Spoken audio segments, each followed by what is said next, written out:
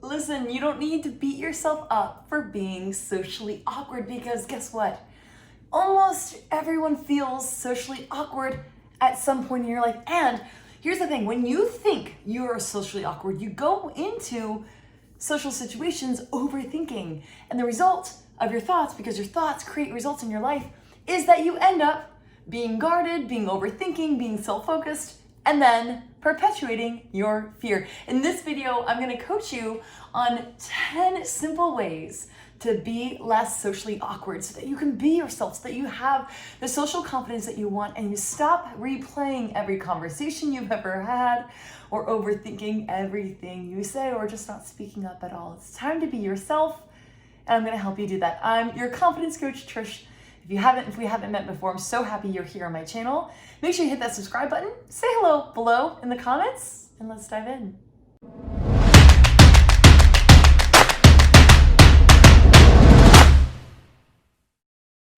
All right, I'm gonna give you today 10 instant ways to be less awkward. Number one, stand with confidence. Sometimes when we go into social situations, we want to protect, we shrink our shoulders, we hide a little bit, we look down to the ground, and it conveys insecurity, which then makes you feel more awkward. So we're gonna stand with confidence. How do you do that? With your chest out, your shoulders back, and your chin, not high, not low, but level. Make eye contact with people and just own your space. Now, this is what's so great about this. This is something you can practice even in your house, in front of the mirror. It's gonna feel a little bit weird, especially if you've been slouching or hiding a lot of your life, which I know I used to. But get yourself into a place where your shoulders roll back and this feels natural and neutral, and you will convey more confidence. Our second instant tip for social awkwardness is to walk with confidence. Now, what does that mean? It means walk as if you know where you're going. So in a social situation, walk with a destination in mind. Walk to the corner of the room and stand and own the space. Or walk and approach somebody. Have a pace and cadence to your walk where you go. Not that it's too fast and not that it's too slow. Find a way, and you'll learn by playing around with this, but your pace and the confidence with which you walk does convey the underlying belief that you belong. I want you to walk into a room, any room, whether you're walking through the gym, you're walking into church, or you're walking into a classroom, and just say to yourself, I belong. I belong here. And when you say, I belong here, your walk will echo that. Your third instant boost to alleviate social awkwardness is to make eye contact. Now, there is the right amount of eye contact. We don't want to stare people right in the eyes, but the number of people who avoid eye contact is alarmingly high. And when you avoid looking at someone in their eyes, it conveys insecurity and communicates that you're not comfortable. And the best way to get comfortable is to simply do it. Have a staring contest with your kids. Stare with yourself in the mirror. Just get used to locking eyes. One little trick you can do that will help this is simply to ask yourself, can I tell what color eye that person has? Because that's going to get you away from the overthinking and just go, let me see what color eye. Hey, it's great to meet you. And then you move on, right? Your eyes can guide your confidence. Tip number 4, own your space. It's so funny, we want to hide when we feel awkward, but that makes you look more alarmingly awkward. So the more you just own your space, and I just mean not shrink, not apologize, oh, I'm sorry, were you here? Just say, oh, hey, I'm here. The more you just settle in and say, this is the space where I'm supposed to stand. This is where I'm supposed to be. The more permission you will have to kind of take that space and be yourself. And you can start this by just simply with saying phrases to yourself like, I belong here, this is my space and I will own it. And I'm going to make myself at home here where I'm standing, or sitting or at my desk or whatever it is, but own your space. And owning your space also means just spreading out a little bit sometimes. Because even if it's just for your own self-conscious to say, this is my space and I belong. Because social awkwardness is the fear that we don't belong. Anything we can do in our body language to communicate to ourselves that we do belong will help you realize that you actually are exactly where you need to be.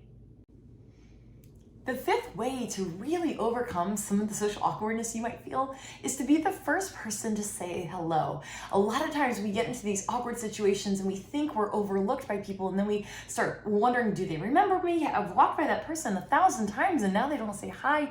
I must have a forgettable face. There's this whole cycle of negativity and insecurity that can start because we're waiting for people to say hello to us, hoping that they notice us. But they might be experiencing the same exact thing. So be the person who says hello first. Be the person who says hello. And know that only 50% of the people will say hello back, and that's okay. But if you start by saying hello or just saying good morning, hi, hey guys, nice to see you, you will communicate to others, this person's got social confidence. Whether you never take the conversation beyond that simple greeting or not, a basic greeting does communicate social confidence. And the more you are socially confident, the more we are turning down the volume of your belief that you're socially awkward, because it's just a belief. It's just a thought. You've told yourself you're socially awkward and therefore you're perpetuating it. It's time to start to believe new things. Number 6 is easy and wonderful, and that is this: be interested in people. You know what's so great about social situations, whether it's a cocktail party, a work conversation at the water cooler, or even at the gym or at church? It's if you are interested in other people and you start conversations and ask questions, that person's going to talk. They feel seen, they feel heard, they feel known, and you might find yourself having an engaging conversation where you barely have to participate. And that person is going to feel so understood and so connected to you that you don't even get a chance to get into your awkwardness at all, right? And so, again, perceived awkwardness. So get interested in people. The more you're interested in people and curious and just ask questions. Now, you got to play around with asking the right types of questions. And you're going to put your foot in the mouth sometimes. That's okay. But you practice asking questions. You figure out which questions come naturally for you. And let's get curious about people and get to know them. It takes all the pressure off of you, and you don't have to get into that cycle of overthinking awkwardness. Hey, I love tip number 7, and that is when you find yourself in a social situation, one of the hardest things is to exit it. And I give you permission right now today to leave when you want. And you don't have to justify the leaving, you don't have to explain it, just leave when you want. Say, and how do you do that? Come up with a couple transition statements, simple statements such as, oh my gosh, you know what, I need to go check on something. It was great chatting with you guys. Or, hey, I see somebody over there, I know I need to go say hello. Or, wow, hey, it was great talking with you, I'm so sorry I have to cut this short, I'll catch up with you later. And just exit. You don't have to get stuck into a conversation or feel awkward in it unless you choose to stay there. So leave when you want. My 8th tip for you is to know what you bring. My gosh, we are so focused on what we are not and where we feel lacking socially that we forget how much we bring. So when you know yourself, you know what you bring. If you don't know how to know who you are, what you bring, don't worry, I got you covered. That's the coaching I do in my group coaching program, the College of Confidence. The links for that are below, or you can go to collegeofconfidence.com to get started. But here's what I want you to know. When you come into a social situation, do you bring humor? Are you a conversationalist? Are you a great listener? Are you going to bring the jokes? Are you going to bring the listening ear? Are you going to bring the compassion and empathy? What is it that you typically bring best and most frequently into social situations? And look at that as your strength. And if you are somebody who's a good listener, please do not focus and emphasize the fact that you don't have as maybe compelling of conversations starting as listening, because we need listeners as much as we need conversation starters. Now, if there's an area you want to work on, grow in that area. I know for me personally, I'm not bringing the jokes. But you know what I do bring?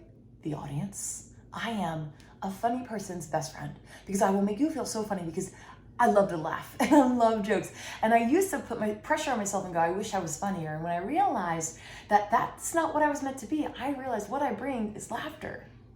And so it took the pressure and the awkwardness of me trying to be funny off the table. So know what you bring. It changes everything. Tip number 9 is simple. It doesn't need a lot of explanation. Be yourself. Don't be the comedian if you're not a comic. Don't be super loud if you are actually a little bit more reserved and introverted. People are going to like you for you, not the watered down version of who you think they want you to be, not the person who's going to just kind of be in between political parties and not say you're actually. People like people with opinions. We like people who are real, who are vulnerable, who are authentic. So be yourself. And at the end of the day, you're gonna know some people aren't gonna like you, but you also don't like everyone either. So let's be honest, that's life. It's okay if someone doesn't like you as long as you like you. And again, the work we do on that can be started. If you're not sure where to start with that, come join me in the College of Confidence. Number 10. Okay, remember, everyone is awkward. Every one of us is quirky and awkward and says things that we shouldn't at the wrong time and sticks our foot in the mouth and we forget to say the thing and we overthink conversations. Welcome to being human. If you feel awkward, you're a human being. There's nothing wrong with you. And that's what I want to leave you with today. There's nothing wrong with you. There's nothing wrong with the way you interact. There's nothing wrong with the way you think. Now, every one of us can improve our social intelligence. Every one of us can improve our relational interactions. If there's ways you want to improve socially, that's great. Let's look at it with curiosity and enthusiasm to grow, not beating ourselves up or pressuring ourselves into a place where we're overthinking everything. Because when you feel and you tell yourself, gosh, I'm just socially awkward, you end up avoiding, you end up not letting people see the real you, and you end up not showing up for your own life. There's no need. You're human, you're awkward, so am I. Let's just experience life together, because together is better. So I need you to show up for it, and so do the people who you are going to interact with.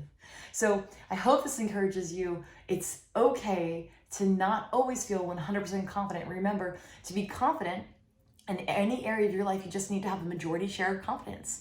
So if you feel 51% more confident than the 49% of insecurity, self-doubt, congrats, you're confident enough. Okay? On that note, I would love to hear which of these tips you're going to implement today. Comment below, and I'll see you on the next video. Or if you're ready to go deep and really take all this knowledge from the head and actually implement it, we connect the head to the heart and put it out into life. That's the work we do in the College of Confidence, and I can't wait to see you there. Go to collegeofconfidence.com. I'll see you there, and I'll see you in our next video.